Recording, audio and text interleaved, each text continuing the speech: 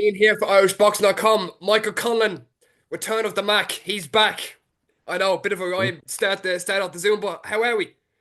I'm good, mate. I'm good. Just finished sparring, so I'm just back in the apartment now, getting some food, and I have it in the oven. So it's about 11 minutes to go.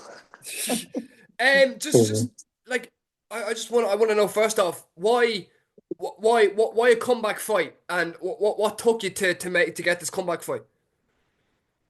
Obviously, I've been in the ring over a year now, coming up a year, 2 months. Um, it's a long time. It's a Yeah, long time. So, that's the reason. It was done kind of over the last while, maybe from December, like starting to get things into place. To say that we go with Wasserman, a good partnership in my opinion. Especially for this stage of my career. So yeah, that's it. March 7th. We've got two Irishmen in the card, and unfortunately, the main event is both my friends, and I hate saying not hit my friends fighting each other, but I just got to focus on myself and go in there and get the job done. And, I plan to do that. what do you expect from Khan coming into this fight? I've watched little bits of clips of him. He swings wildly. I think he'll leave a lot of openings for me, and, I could possibly get him, but I'm not going in to try and finish anybody or get jobs done quickly. If I can, I will. If I don't feel like, I'm not in that position to do it, I won't outbox and I'll just win comfortably. But I think he'll leave a lot of openings, but he'll also, he as it says, he swings wildly and aggressively, so he'll try to fucking take my head off. But that's boxing, isn't it? So you just gotta be ready for it. Is there something nice about just being able to prepare for a fight without having like the pressure of a big Belfast crowd on your back, and you're just able to be like, okay, I can sit in, I can relax, and I can just sit in back into this first one, being back. Yeah, that was the plan.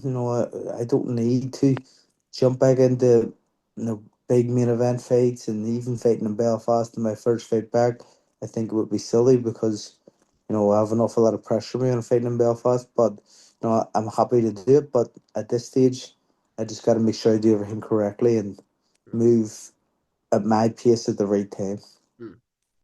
The decision to fight on, is it just a heart or like a heart on head decision, or what is it, Michael? I still have a goal of being a world champion. I still believe I have the ability to do that. So you know, I don't want to be sitting here in 5 to 10 years time going, maybe I should have done this, maybe I shouldn't have, whatever, you know what I mean? I'd rather be in a position going, maybe I shouldn't have, but I'm in a position where I want to be challenging. I still believe I'm young enough. I'm not a spring chicken no more, but at the same time, I still believe I still have plenty of maize left in the tank to achieve my goal of being a world champion. And, you know, literally, this is the last roll of the dice, no matter what. A defeat in any manner, I'll be finished. In myself, I'll just be no, that's it done. But I don't foresee that. I see myself going to get the world title. If if you were to come to the world title, would was there anyone that you've been looking at? It's like, listen, I This is the for thing. like, No, no, mate. No, no? it is what it is. Whoever it is, whatever stage it is, that's who it'll have to be. I'm not here to call it names or pick on people or call and say I want this guy, I want that guy. I don't. I just want to get back and try to reach my goal. How close were you to retirement after what happened?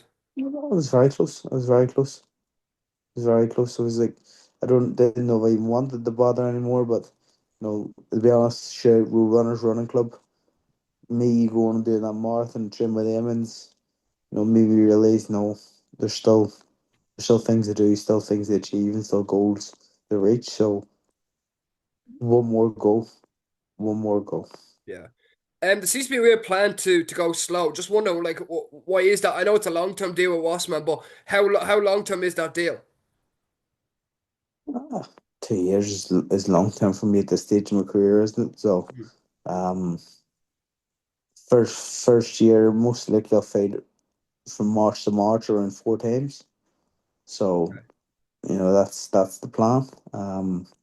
Maybe even 4 times in this year alone. So Yeah. it's just depending on how things go and how things fall. So that's the aim.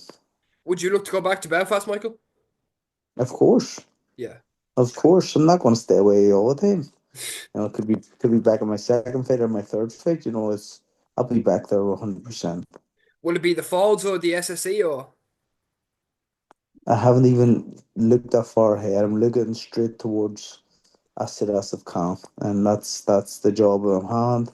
I've got to do that one, and I've got to go in there and get the ring rust off. Because even though I'm back training and back sparring, a year out of the ring is a very long time, and I was out of the ring over a year. Like I didn't spar anything for a full year, so you know it's taking time to kind of come back and find my distance and find my rhythm and stuff. It's not fully there yet, but we've still got another 7 weeks to go. So there's plenty of time for that to fall into place. And I'm in a good place. I'm over here in Sheffield training away and feeling really good with Grant Smith and the people in the gym. It's a very active gym and a lot of top talent in the gym. So people you can push yourself against and stuff, which is good. Speaking of Smith and Sheffield, Dalton Smith is fighting. Will he be watching? Will he be ringside? I'll be there. I'm going tomorrow. Yeah, I'm going tomorrow. Yeah. I'm going tomorrow, so I'll be there. And Harry Scarf is in the gym, trains with Pierce, the other coach in the gym, and I've been asked to help out in the corner, so I'll give a hand up tomorrow in the corner as well. I'm not fighting, then I'll sit down and watch Dalton. The kid is very, very good, very talented. A complete kind of boxer in a sense. His base, his balance, everything he does very, very well. When you were coming back to boxing, as in like you were in the corner for a few things, and then you were like you were in the backstage areas during the events. Did you get a buzz, Michael? I was like, oh, like I'd love to get back at this again. Like, do you think that was one of the really determining decisions to get back in and to get back into that ring? No, No. no, nothing to do with it. Nothing to do with it. I'm not lying to you. Um, Being at shows and being around fights and stuff, it it doesn't. It's not the reason I'm coming back, or it's no involvement in me coming back because boxing's boxing. I've been in boxing now 26 years. It's a lifetime, It's a long and time, Michael. Yeah. it's it's longer than you've been alive. So, um, I'm only it's 21, Jesus I Christ. know, I know. So, like, it's just it's boxing. I'm so used to it. The big shows, yeah, they made it excite you and stuff, and the big fights excite you. But the only reason I'm going back is to be a world champion. Hmm. When everything is all said and done, Michael, would you do your boxing career all over again if you could? The same? Yeah, so like everything going from the very start, would you do it again if you could? No, No. I would do it differently. What as in differently, what do you mean, Michael? Um, how a few things had went throughout my career, decisions which were made, I probably would do them differently. Yeah. And I No, say Rio as well. You try and pinpoint that one as well. no, I'd leave that because that made everything in my pro career. That made me the money which had been made. Yeah. The springboard of what happened in Rio, the win to the pros. To earn what I earned in boxing. Uh, It probably wouldn't have happened if that hadn't happened in Rio. So I wouldn't change that. And that was meant to happen. And listen, the whole career how it's went how it's meant to happen. mm. That's just the way life is. And you know, if you can still see your dream and still believe you can reach it, you have to take the opportunity to go for it. We seen that you're with Adon Lilinen, the world amateur champion. Can you just speak about the time that you had with them and how training went and the minutes that you had with each other? Yeah, listen, he's a great kid. His head is screwed on. Um, a lot of attention around him at the minute, and I was just advising him and letting him know what to expect, things to be wary of, and things which he needs to be tuned in on and watch, because he's going to have a lot of people wanting to hang on, and a lot of people wanting to get him to turn pro to earn money from him. But he's got to make the right decisions at the right times for himself. Yeah. And he's only a baby. He hasn't even had a senior international fight yet, or a senior fight at home. So, you know, this kid has all the ability, the right mindset. He just needs to be smart and aware of the dogs in this game, because there's plenty of them. We hear that Big Bang Pierce O'Leary will be back very soon in hopefully April somehow. That's what we've heard. Can you give any clarification on that, Michael, on what the story is? Pierce is he's with Jamie, so I wouldn't know. I wouldn't really know. I know that he's supposed to have a European title fight in April, and you know, other than that, I don't know. I've heard some rumors about a different fight which is meant to happen, with Pierce, but I don't know. Okay. Speaking about your own company that you set up there, Conlan Management, can you just speak Yep. of that, Michael, and what was the process to get that finally set up, and how is it doing at the moment?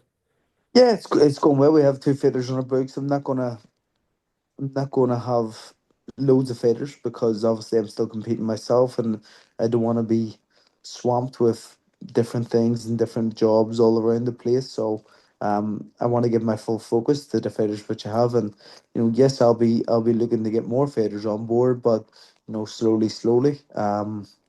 Obviously I parted ways with Conlan Sports, and I'll continue to be Conlan Boxing Management, and that's how I do it. I'll be doing it myself now, and um, I believe that obviously it's in 26 years in the game. I believe I know a lot about boxing, and the ins and outs of boxing, things that happen in boxing, and my goal is always to do the best for the fighter, always, because some people isn't, some people are different. There's some managers in this game which are only in it for themselves and make money. So um, you know, I think that I'm in the right position, the right place, mentally, physically, to be getting these fighters the correct way. Cronin versus Brennan, Brennan versus Cronin, whatever way you want to put it. March 16th in MSG, a huge fight for Kevin, and obviously one of your own fighters. How are you feeling towards it, Michael? And how's Kevin? Kevin's buzzing. Listen, Kevin's buzzing. He's fighting in MSG on St. Paddy's Day weekend. What an opportunity. And the same for Emmett. It's a massive opportunity. I've seen Emmett saying we could go, and he says he's going to propose the fight in the garden. So you know, fair play to him for actually reaching there, and fair play to Kevin for doing everything he could to get there too.